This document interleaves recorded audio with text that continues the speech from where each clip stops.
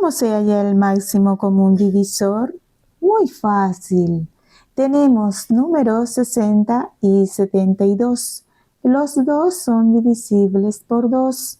Entonces marcamos con un círculo.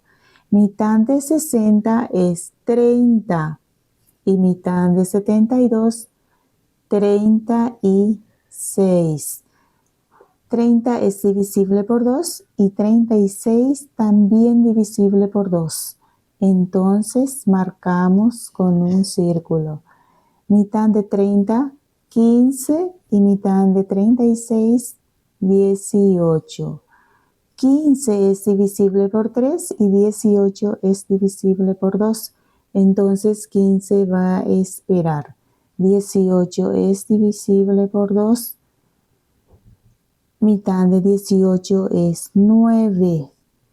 En este caso, 15 es divisible por 3 y 9 también es divisible por 3.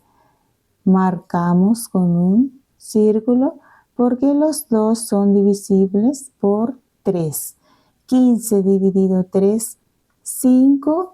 9 dividido 3, 3. 5 va a esperar y 3 es divisible por 3. 3 dividido 3, 1. 5 es divisible por 5. 5 dividido 5, 1. Se multiplican los números que están marcados. 2 por 2 por 3 para sacar el resultado. 2 por 2, 4 por 3, 12.